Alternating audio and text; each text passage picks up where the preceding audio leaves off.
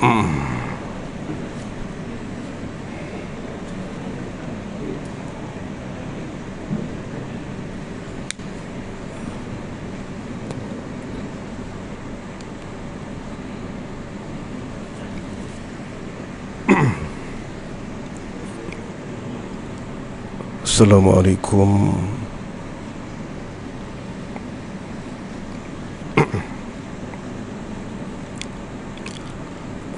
Assalamualaikum Assalamualaikum warahmatullahi ta'ala wabarakatuh.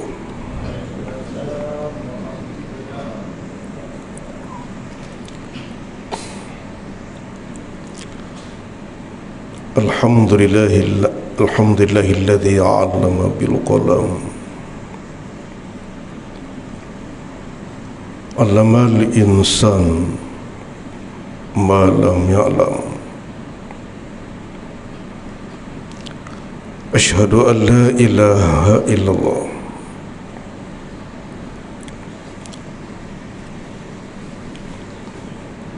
wa asyhadu anna Muhammadan 'abduhu wa rasuluhu.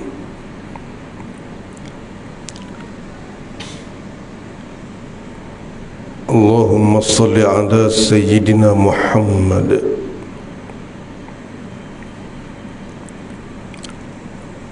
wa ala alihi wa sahbihi wa tabi'it tabi'in wa tabi'ihim bi ihsanin ila yaumiddin. Faqala Allah ta'ala fi kitabihi a'udzu billahi minasy syaithanir rajim. Ya ayyuhalladzina amanu qu anfusakum wa ahlikum nar. Sadaqallahul azim. Yang dikasihi Al-Fadil Tuan Imam yang memimpin sembahyang kita, yang dikasihi dan dihormati seluruh ahli jawatan kuasa tadbir kepada Masjid Surau kita ini, yang dikasihi dan dihormati seluruh pegawai-pegawai masjid, yang dikasihi dan dihormati seluruh muslimin dan muslimat yang dianugerahkan kekuatan oleh Allah Subhanahu wa ta'ala untuk sama-sama memanfaatkan kesempatan masa yang diizinkan oleh Allah kepada kita bersama. Saudara-saudara, pada pagi ini saya tertarik untuk membawa perhatian kita bersama kepada satu perbincangan yang berkait dengan puasa yang kita lakukan di bawah perincian penggantian kepada puasa yang tertinggal ataupun yang tercicir. Saudara-saudara, Allah menyebutkan tentang sebab-sebab yang membawa kepada tertinggalnya puasa itu di dalam Al-Quran. Firmanullah Ta'ala, a'udzu billahi minasy syaithanir rajim.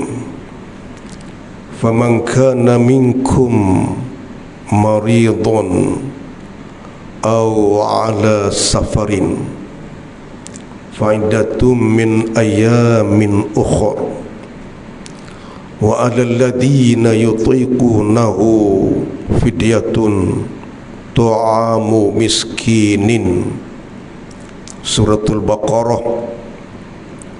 surah yang kedua, ayat yang ke-184, tuan-tuan. Di dalam ayat itu Allah menggariskan ada 3 sebab yang membawa kepada keciciran puasa Ramadan yang kita lakukan. Yang pertamanya ialah sakit. Faman kana minkum maridun, maka barang siapa di antara kamu yang sakit.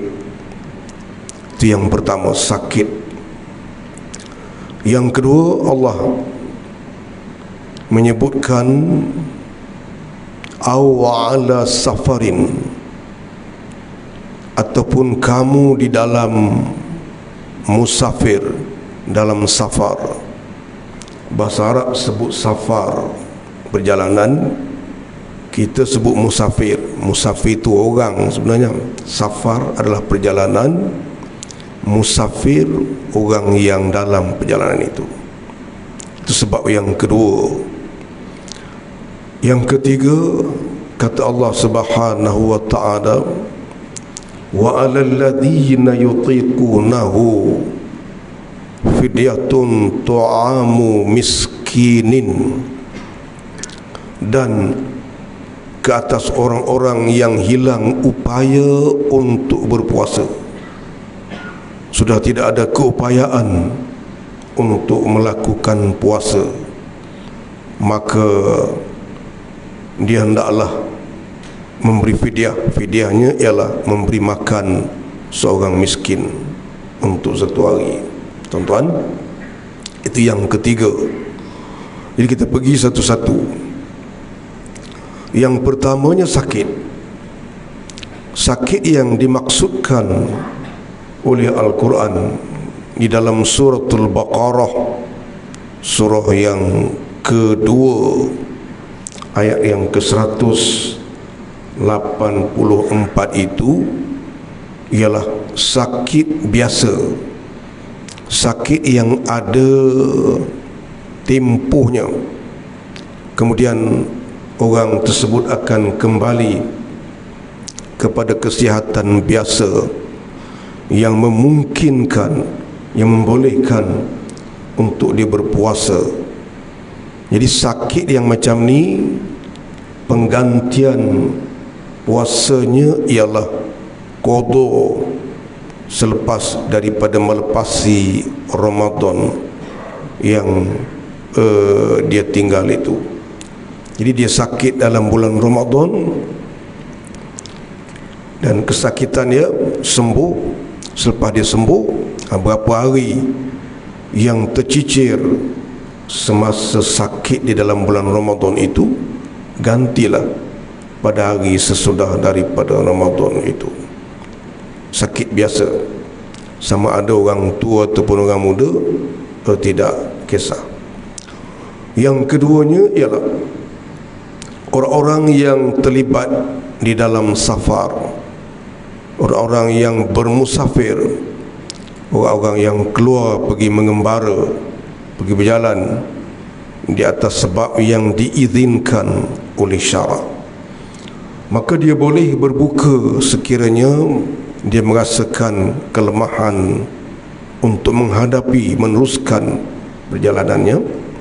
Tidak berdosa untuk dia berbuka, dan sebanyak mana tempoh keciciran puasa Ramadan yang telah tertinggal itu, gantikan pada hari yang lain dalam bentuk qada juga.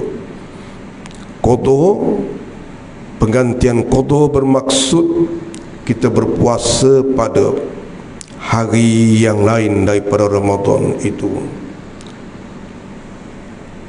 Dan yang ketiganya, bagi orang yang hilang upaya untuk berpuasa, sama ada hilang upaya itu kerana usia yang telah lanjut terlampau, tidak mampu untuk berpuasa membolehkan ataupun membawa kepada mudarat tubuhnya, maka dia dibenarkan oleh Islam untuk tidak berpuasa pada bulan Ramadan itu, dan penggantiannya ialah dengan membayar fidyah. Dia tidak penggantiannya dengan qada kerana sakitnya yang berterusan, hilang upaya untuk berpuasa. Ataupun orang yang sakit, yang doktor mensahkan dia tidak ada harapan untuk mencapai kesembuhan, walaupun sekadar sembuh untuk membolehkan dia berpuasa, dia tak boleh dapat kesihatan yang membolehkan dia berpuasa walaupun dia muda. Maka orang ini juga penggantian puasanya ialah dengan fidyah. Saudara-saudara, daripada 3 jalan yang disebutkan oleh Allah Subhanahu Wa Taala itu memberikan kesimpulan kepada kita, penggantian puasa itu ada 2 bahagi. Satu, gantikan dengan qada bagi orang yang boleh mendapat kesihatan kembali, ataupun orang yang mempunyai kemampuan untuk berpuasa kembali, tidak boleh dia berfidyah. Dan yang keduanya, penggantian puasa dengan fidyah bagi orang yang fizikal tubuhnya tidak mampu lagi menanggung puasa, dia kena fidyah. Jadi yang ada kesihatan ataupun yang sakit sementara, dia qada, tak boleh dengan fidyah. Yang hilang upaya fizikal untuk berpuasa, maka dia fidyah. Kedua-dua mereka dari sudut keciciran puasa itu tidak berdosa di sisi Allah, tetapi penggantiannya adalah satu kefarduan, tuan-tuan. Jadi kita berhenti situ dulu dan kita buka kepada perbincangan, tuan-tuan. Walaupun asas perbincangan kita ialah penggantian puasa yang tercicir, tetapi sesi soal jawab ini kita buka kepada apa juga bentuk persoalan sekadar kemampuan yang dianugerahkan oleh Allah Subhanahu Wa Taala kepada kita. Cuba kita tengok bagaimanakah bentuk penyelesaiannya. Silakan tuan-tuan, siapa-siapa yang ada apa-apa kita buka.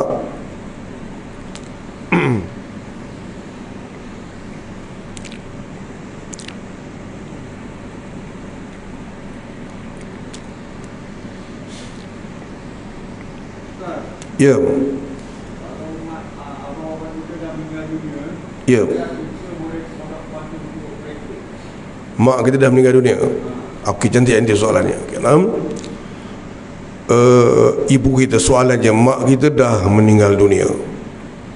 Jadi kita mendapati semasa dia hidup itu ada yang dia tertinggal puasanya. Jadi kita macam mana, tuan-tuan? Boleh tak kita nak ganti? Boleh, tuan-tuan. Berdasarkan kepada satu peristiwa yang berlaku di zaman Nabi sallallahu alaihi wasallam, ada sahabat yang mari jumpa Nabi, kemudian bertanya kepada Nabi tentang maknya yang ada keciciran puasa, boleh ke tidak dia menggantikannya. Maka Nabi membenarkan penggantian oleh dia, oleh sahabat itu. Jadi berdasarkan situ, tuan-tuan, kita kata puasa ibu kita, ayah kita, apa semua tu kita boleh tolong untuk mengqadakannya. Sebagian ulama mengambil dalil daripada hadis itu, mafhum hadis tersebut, membolehkan orang lain, kita kata, menggantikan juga semayang bagi orang-orang yang telah meninggal, yang pada masa hidupnya ada keciciran tentang semayang itu, di atas usaha ikhtiar untuk membantu. Maka sebahagian ulama membenarkan, kerana hadis itu asalnya tentang puasa tadi. Jadi puasa, mak kita tinggal puasa, boleh tak kita ganti? Boleh, kerana berbahagi sama-sama, kita ambil beberapa hari seorang untuk berpuasa menggantikan puasa mak yang tercicir itu. Cantik soalan itu, boleh. Ada apa tuan-tuan kita?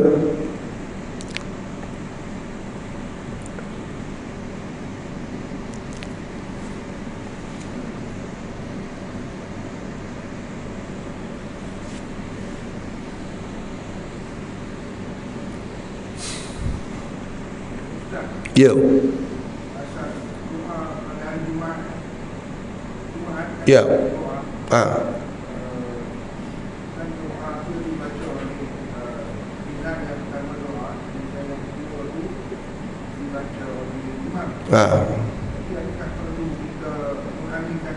Okey, cantik soalan. Okey lah. Doa pada hari Jumaat tuan-tuan, di atas mimbar yang dibacakan oleh khatib. Jadi perlukah kita mengaminkannya? Tuan-tuan, ada 3 pilihan dalam masalah ini tuan-tuan. Pilihlah mana-mana yang tuan-tuan rasa sesuai, rasa nak amalkan, tidak ada masalah.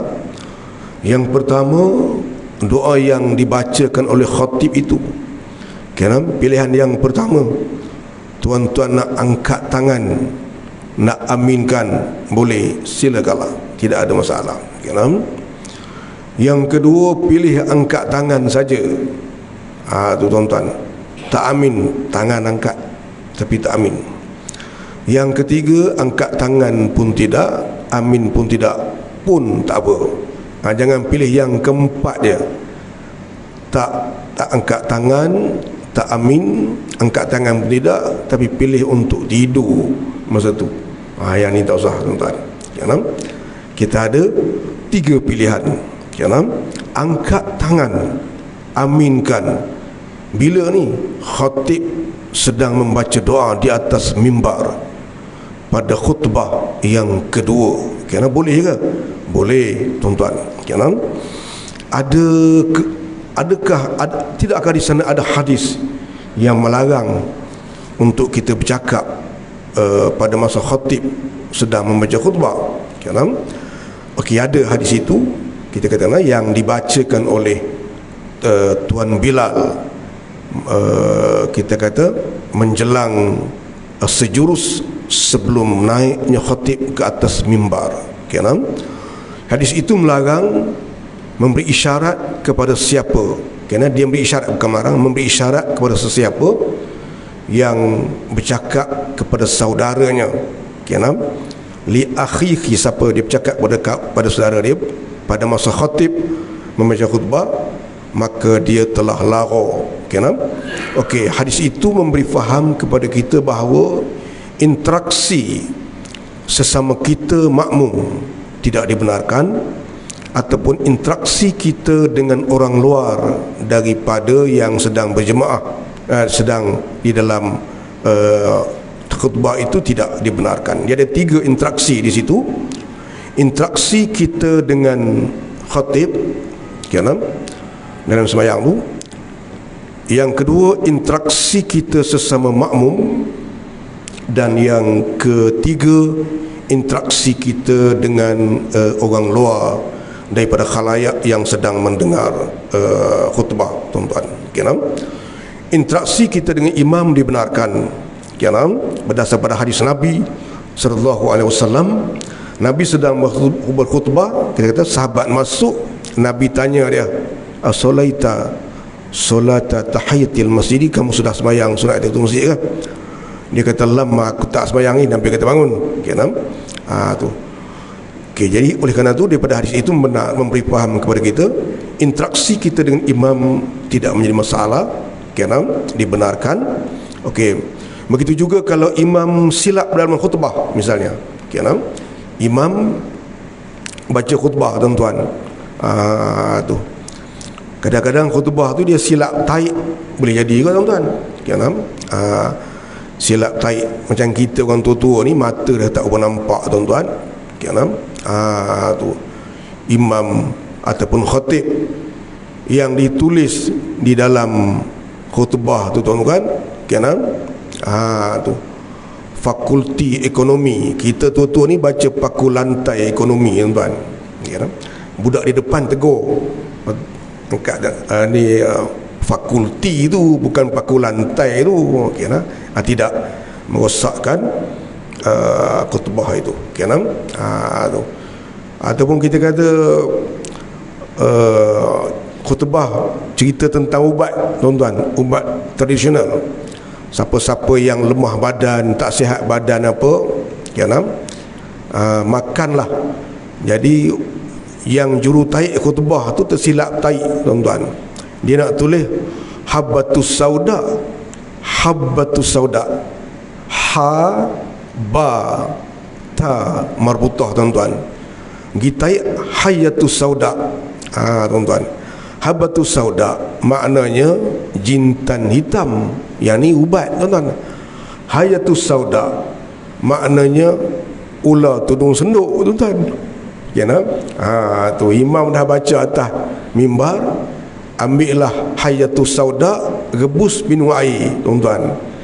Yang kawan ni dengar, oish, rebuh hayatus sauda. Balik suruh tengok anak, tengok komus, buka-buka hayatus sauda, ular tudung senduk. Uish, yang ni ubat rupanya. Tuan-tuan, rebuh makan ular tudung senduk tuan-tuan. Satu keluarga jalan masuk surat khabar muka depan.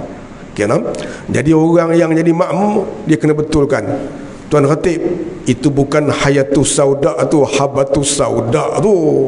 Hayatus sauda maknanya ular tudung senduk. Tu. Jadi Pak Mat duk perasan dalam khutbah, tak boleh bercakap. Jadi Pak Mat duk dengar lah hayatus sauda, hayatus sauda, makan ular tudung senduk.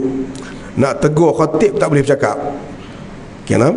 Yang Pak Hasan di belakang tu, makan ular tudung senduk. Sudah tuan-tuan. Jadi dibenarkan interaksi dengan khatib tidak termasuk di dalam kaitan isyarat hadis tersebut. Imam ataupun khatib baca khutbah, ayat Quran salah tuan-tuan, dalam mazhab kita tak sah khutbah, tak sah khutbah, tak sah sembahyang. Tak ada siapa yang tegur. Pasal apa? Tak boleh bercakap masa khatib baca khutbah. Sudah Haji, kesannya semua sembahyang tidak dikira tertunai.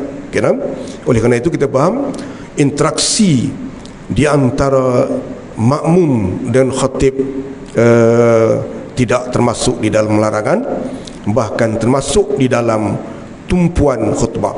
Jadi oleh kerana itu sesiapa yang memilih untuk angkat tangan dan mengaminkan doa itu, silakan. Okey, sesiapa yang kedua memilih untuk angkat tangan saja tanpa mengaminkannya pun sila, tidak ada masalah tuan-tuan, dan tidak termasuk di dalam lara yang diisyaratkan oleh hadis tersebut. Dan sesiapa yang nak berpegang kepada zaman Nabi dulu, sahabat-sahabat tak angkat tangan tak amin, jadi aku pun tak mau angkat tangan tak mau amin, pun tidak ada masalah. Oleh kerana itu boleh pilihlah mana-mana satu tuan-tuan, jangan berkelahi sudah. Apa Pak Mat, orang lain semua tak amin, dia angkat tangan siap amin pula. Tidak ada masalah. Ataupun apa Pak Mat, orang lain semua amin, dia seorang tak angkat tangan, tak ada masalah tuan-tuan.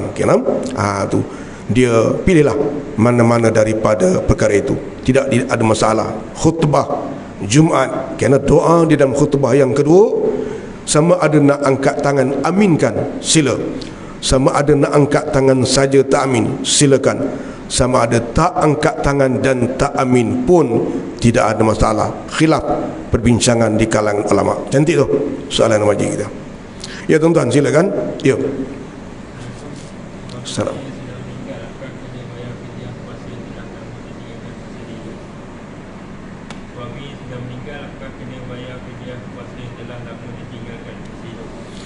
Okey, cantik soalan tuan-tuan. Suami telah meninggal dunia, apakah kena bayar fidyah puasa yang dia tercicir tu tuan-tuan? Kenapa?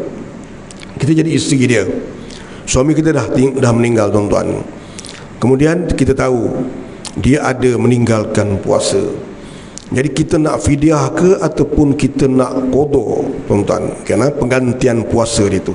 Okey, dia begini, kalau kita yang ingin menggantikan tu dari kalangan orang yang ada upaya untuk berpuasa, kerana kalau kita isteri, kita masih ada keupayaan untuk berpuasa, kerana ataupun kita jadi anak, kita ni anak ayah kita yang tinggalkan puasa, dan kita masih ada upaya untuk berpuasa, maka penggantian puasa kita untuk suami kita itu ataupun untuk ayah kita itu dengan berpuasa. Tetapi kalau kita isterinya ataupun kita anaknya yang pada masa itu sudah hilang upaya untuk berpuasa, kita tak boleh berpuasa, maka penggantiannya boleh kita fidyah. Kan? Tu kita fidyah. Kalau kita dah tak mampu dah, aku ni pun kena insulin juga, kerana aku ni pun dah ujung-ujung tak lagak juga, tak dah hilang upaya untuk berpuasa yang sendiri pun kena bayar fidyah. Macam suami macam mana? Fidyah juga. Kalau kita yang nak menggantikan itu masih ada upaya, qada. Kalau kita sendiri sudah tidak ada upaya, fidyahkan. Cuma nak sebut, jangan dibiarkan. Macam mana? Biarlah dia punya pasal lah tu, walaupun dia mak aku dulu dia tak puasa, siapa suruh? Jangan. Kerana kita sebagai anak-anak, kita sebagai isteri ataupun kita sebagai suami kita, maka selesaikan perkara-perkara yang tertangguh yang ada pada orang-orang yang kita kasih itu. Ya, cantik soalan tu. Ya.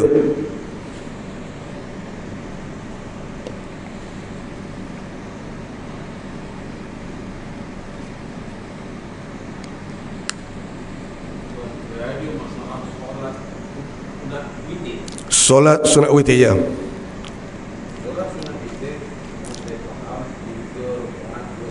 Ya.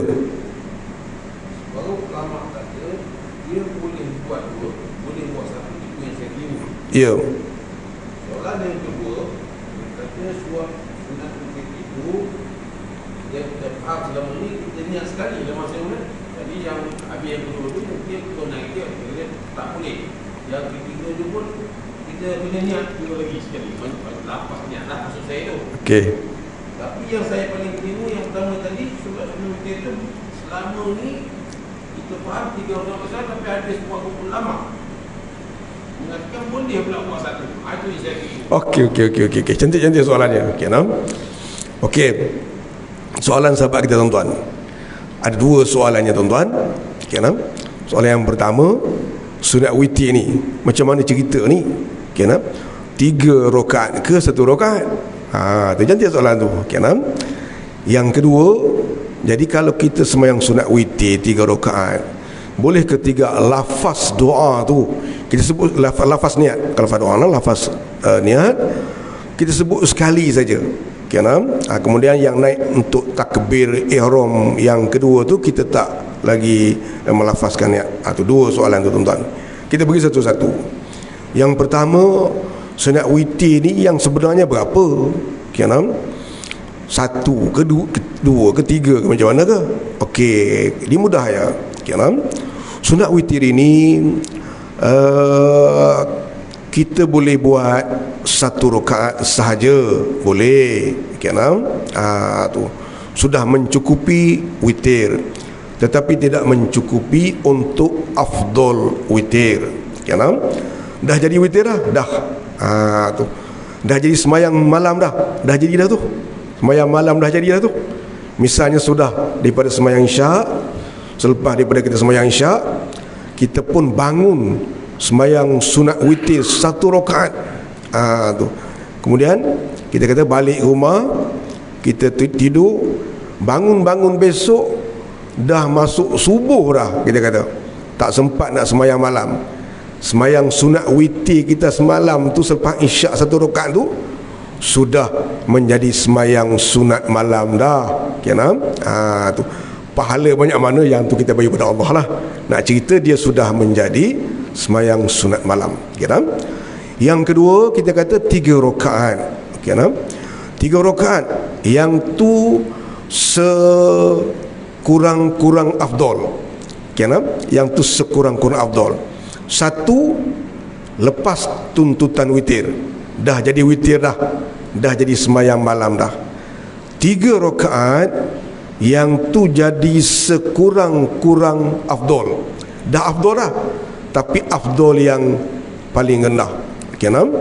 Tu kita kata semayang 3 rakaat sudah jadi afdal, tetapi afdal yang terendah. Kena. Kalau kita nak buat 5 itu afdal, yang lebih afdal daripada 3. Kalau kita nak buat 7 rakaat, maka 7 itu afdal lebih daripada afdal 5. Kalau kita nak buat 9, maka 9 itu lebih afdal daripada afdal 7. Kalau kita nak buat 11 rakaat, maka 11 rakaat itu afdal lebih daripada afdal 9. Kena? Jadi pilihan kita boleh buat 1 pun boleh, 3 pun boleh, 5 pun boleh, 7 pun boleh, 11 pun boleh. Kena?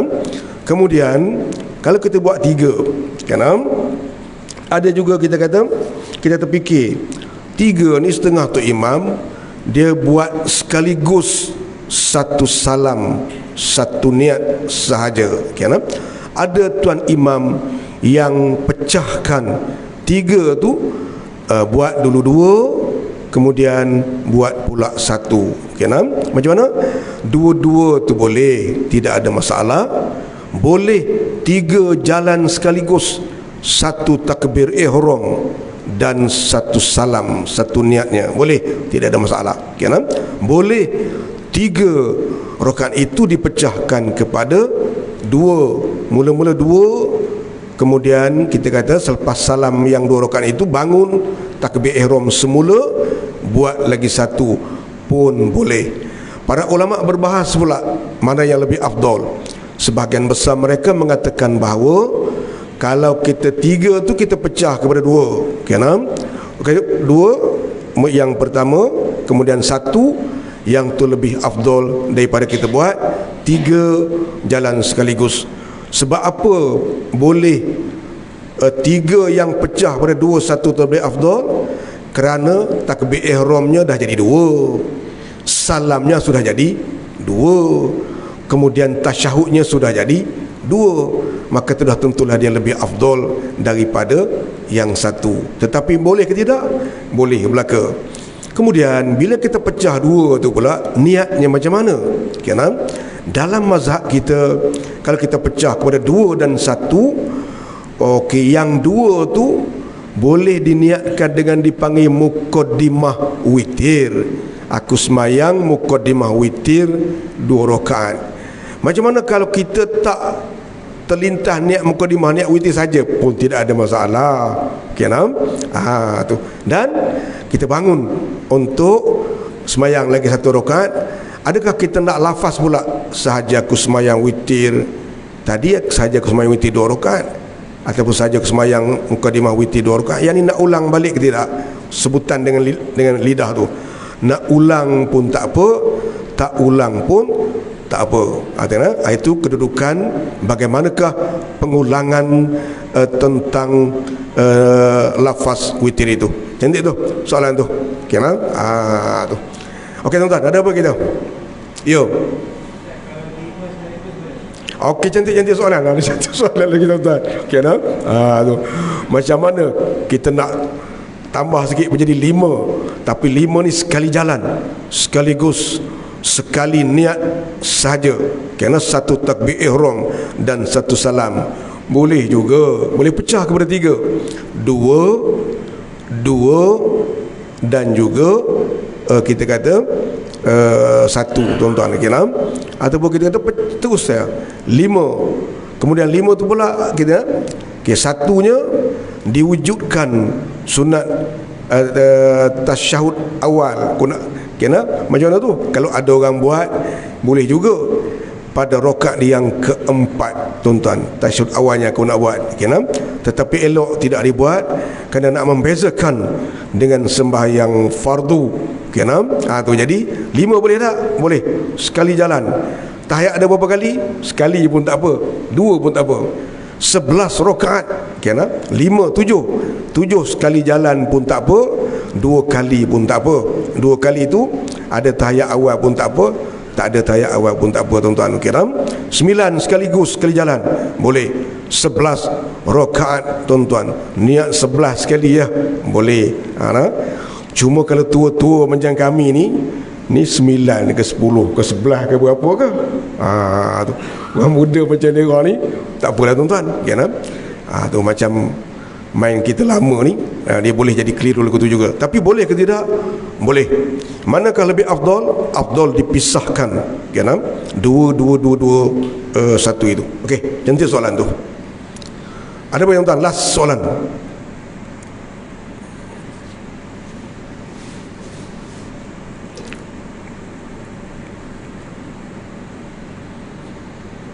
Ya.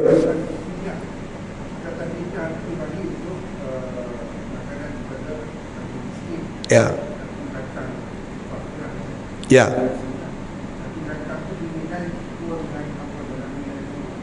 Okey, saya ulang balik soalan Abang Haji kita. Soalan Abang Haji kita, fidyah tu sukatannya satu gantang makanan ya. Okey, dia macam ni Abang Haji. Satu unit fidyah itu ialah satu gantang Baghdad, kan? Ukuran kita ialah satu cupak. Kan? Satu cupak itu dia 0.667 kilo sahaja, tidak sampai kepada 1 kilo. Maksudnya kalau kita tinggal puasa 1 hari, bagi kita yang sudah hilang upaya untuk puasa, kan? Bagi kita yang ada upaya untuk puasa, dia tidak fidyah, dia kena qada, kan? Dia kata bagi kita yang dah hilang upaya untuk qada 1 hari yang kita kata dia tertinggal itu, maka dia beri makan fakir miskin, kan? Okey, pemberian makanan itu boleh diterjemahkan kepada 5 bentuk, kan? 5 bentuk kita kata pemberiannya, kan? Yang pertama, kita bagi makanan siap dimasak, tuan-tuan. Makanan asasi setempat semasa. Makanan asasi setempat semasa, kan? Macam kita, makanan asasi setempat semasa kita ialah nasi, kita kata contohnya, tuan-tuan. Jadi kita bagi makanan 1 hari kepada fakir atau pada miskin, kan? Ni nasi, ni lauknya, tuan-tuan. Bagi kepada dia untuk 1 hari, satu fidyah itu dia makan 1 hari, tuan-tuan. Itu yang pertama, kan? Yang kedua, harga kepada makanan kita kata sehari itu. Kita tidak bagi makanan siap, tetapi bagi harga kepada makanan. Diterjemahkan ke dalam bentuk harga makanan, tuan-tuan, kan? Yang ketiga, tuan-tuan, kan? Kita boleh juga berdasarkan kepada harga makanan semasa setempat. Ini bukan harga makanan kita. Yang tadi harga makanan kita, tuan-tuan. Tu. Ini harga makanan semasa setempat. Itu yang ketiga. Boleh juga, kena kita bagi. Okey, biasanya makanan masyarakat di situ dia makan apa, kena kita kata harga dia berapa lebih kurang, kita bagi. Kita punya makanan mungkin RM30 satu hari, tuan-tuan, kena tu. Ni makanan semasa. Nasi tu ada nasi, ada lauk apa, okey berapa, contohnya kita kata RM10. Okey, bagi makan harga makanan semasa setempat. Yang keempat, boleh berdasarkan kepada kadar harga fitrah semasa setempat, kan? Okey, fitrah bagi Selangor kita pada tahun ni berapa? 7,5 berapa? 7. Kan? Fitrah semasa setempat, kan? Kita bagi 1 hari tu 1 unit fidyah ialah berdasar pada fitrah. Dan yang ketiga, yang kelima, berasaskan kepada harga makanan kering, semasa setempat. Makanan kering asasi semasa setempat. Misalnya kita kata macam negara kita, makanan asasi kering ialah beras. Jadi harga beras kering semasa setempat. Kita kata macam di Arab, harga gandum kering semasa setempat. Sebahagiannya kita kata macam tamar, termasuk juga harga tamar semasa setempat. Jadi dia bukanlah rigid satu, dia bukanlah kita kata satu pilihan, tetapi dia ada banyak. Jadi bagi kita yang ada kelapangan yang lebih, sementara puasa yang nak difidyahkan itu tidak banyak, pilihlah yang agak kita kata tebal sikit.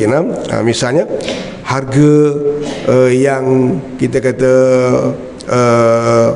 fidyah boleh, ataupun kalau kita orang kaya, kita makan nasi beras mati, tuan-tuan. Beras mati ke apa? Beras mati pula, tuan-tuan. Beras mati ni dia tak makan dengan ikan pekasam, tuan-tuan. Tak adalah kita kata, "Mat, engkau makan apa?" Nasi apa? Basmati. Lauk apa? Ikan pekasam. Tak ada, tuan-tuan. Jadi makan apa Manji kalau buat basmati ni? Kambing. Kita orang kaya, tuan-tuan. Puasa tinggal sehari. Allah, hargakan dengan basmati boleh. Kambing seketul, basmati 1 kilo. Berapa? Bagilah, tuan-tuan. Kita kebetulan kita orang yang agak diuji dengan kesuntukan hidup, tuan-tuan. Tapi ada keciciran puasa, boleh pilih harga makanan kering semasa setempat. Mana harga makanan kering, tuan-tuan? Beras 1 cupak, tuan-tuan. Tinggal 5 hari pergi kedai, pilih yang 5 kilo. 1 kilo RM2.60. Tu 5 kilo kita kata. Berapa duit 5 kilo? RM13-14 ke berapa ke? Itu berasaskan kepada harga makanan kering semasa setempat. Jangan pula macam ni. Pak Mat dia boleh fidyah RM2.6 kupang. Tu padahal dia makan. Bukan, tak ada. Dia ada itu dia. Ada satu sahabat kita di USJ, tuan-tuan. Dia minta tolong saya kira fidyah dia. Jadi saya pun kira lah harga fitrah. Saya ingat dah tinggi lah harga fitrah tu. Dia marah dengan saya, tuan-tuan. Mana boleh kata RM7 dia kata. Yang saya makan, saya kata mana saya tahu. Dia cerita dia makan basmati, tuan-tuan. Tu dia kira lah. Jadi compute kepada nilai dia makan. Saya pun kira berat. Dia kata makan, takkan makan nasi saja. Tak ada orang atas dunia ni makan nasi saja. Kira pula lah, tuan-tuan. Boleh, tidak ada masalah, tuan-tuan. Jadi syarak meletakkan pilihan yang berbagai, boleh kita simpulkan kepada 5 perinciannya. Pilihlah, tidak ada masalah. 1 cupak. Dalam sukatan kita sekarang 1 kilo. 1 kilo itu sudah melebihi daripada 1 cupak. Cantik tu, Manji. Sekali itulah, tuan-tuan, pertemuan kita pada pagi ini. Semoga Allah mengira pertemuan kita adalah pertemuan fisabilillah yang memberatkan timbangan kita semasa kita dibangkitkan di lembah mahsyar, tuan-tuan. Yang kedua, tuan-tuan, siapa-siapa di kalangan kita yang berhajat untuk bersama dengan kita di dalam membantu kita kata perjalanan pusat pengajian kita, membantu orang-orang yang belajar di tempat kita, tuan-tuan, maka di belakang tu sahabat-sahabat kita letak tung ataupun sundukul infak itu, tuan-tuan. Tuan-tuan letaklah apa-apa yang tuan-tuan kata letak. InsyaAllah kita akan menggunakannya untuk kaitan langsung dengan pusat pengajian kita, tuan-tuan. Semoga dia menjadi harta yang menunggu kita di hari akhirat besok sebagai harta fisabilillah kita semasa kita hidup, tuan-tuan. A'udzubillahi minasyaitonirrajim. Bismillahirrahmanirrahim. Alhamdulillahi rabbil alamin. Hamdan yuwafi ni'amahu wa yukafi'u mazidah. Ya Rabbana lakal hamdu kama yanbaghi li jalal liwajhika wa 'azimi sultanik. Allahumma aftah alaina futuhal arifin warzuqna fahman nabiyyin wa faqihna fid din wa 'allimna ta'wil. Rabbana atina fid dunya hasanah wa fil akhirati hasanah wa qina adzaban nar. Sallallahu ala sayyidina Muhammad walhamdulillahi rabbil alamin. Taqabbalallahu minkum. Allah